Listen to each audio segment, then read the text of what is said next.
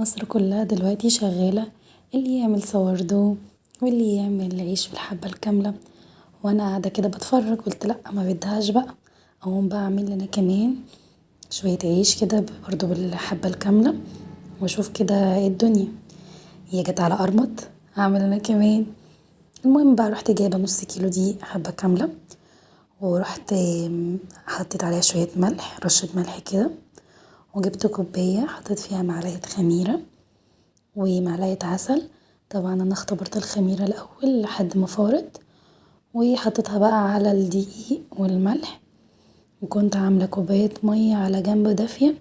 بدأت ازود منها شوية شوية لحد ما حسيت ان العجينة خلاص اتلمت وبقت ايه تمام. يعني هي خدت معايا حوالي كوبايتين الا ربع الا شوية مية كده. فانتي تزودي شوية شوية لحد ما تلاقي الدنيا اتلمت معاكي. هي بتبقى طرية شوية وبتلزق شوية بس بتبقى ملمومة. سبتها بقى تخمر شوية كده في فرن البوتاجاز. طبعا انا كنت مدفياه وبعدين قفلته، سبتها تخمر حوالي ساعة لحد ما تضاعف حجمها كده. طلعتها بقى بدأت اكورها بالشكل ده كده على حجم اللي انا عايزاه. انا كنت عايزة اعمل ارغفة صغيرة يعني فكورتها كور صغيرة. كنت حاطة صينية جنبي رشة فيها رشة دقيق. بدأت احط بقى الكور اللي بعملها وبقيت اعمل واغطيها عشان ما تنشفش مني. حسيت بعد كده ان العجينة بتلزق في ايدي فجبت كوباية مية، بقيت ابل حاجة بسيطة ايدي مية وابدأ اكور العجينة كده. ما كانتش بتلزق في ايدي وكانت كويسة اوي. سبتها بقى تريح. يا بخت العجينة انها بتريح احنا ما بنرتاحش. المهم جبت بقى العجينة بعد ما ارتاحت حوالي 10 دقايق ربع ساعة. طبعا ده كسل بقى مني يعني ان انا اجيب حاجة افرد عليها. رحت جايبة غطا البولة اللي كنت عاملة فيها العجين ورشيتها كده شوية دقيق وبدأت افرد فيها رغيف كده. لان زي ما قلت لكم كنت عايزة اعمل يعني رغيف صغنن يعني، فكانت مقضية الغرض معايا. بدأت بقى افردها. مفروض السمك يكون يعني مش رفيع ومش تخين، يعني على حسب مقاله اللي هو السمك ده.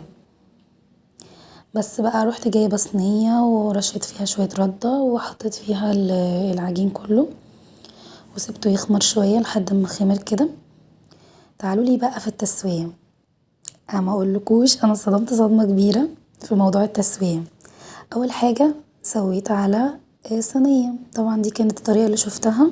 سويت على صينية كده وقالت ان المفروض النار تبقى متوسطة.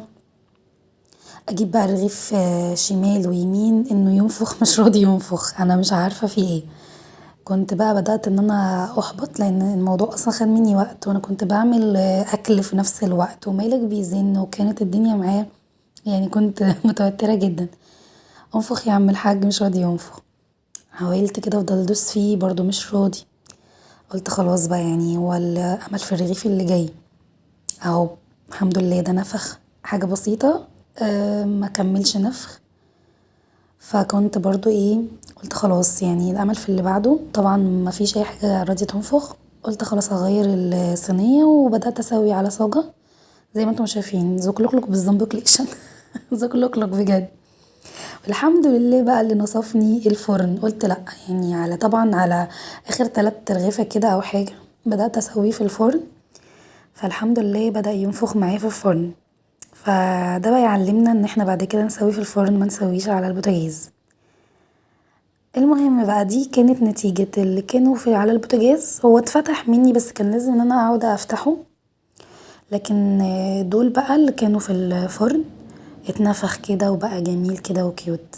يعني انا ندمت بصراحة ان انا ما سويتش في الفرن من الاول. انا اصلا كنت خلاص احبطت يعني اللي هو انا ما كنتش هكمل اصلا. بس قلت اكمل للاخر. الحمد لله ان انا حاولت اسويه في الفرن وكانت تجربة ممتعة جدا. ان شاء الله هحاول اعمله تاني واعمله في الفرن المرة الجاية. بس كده.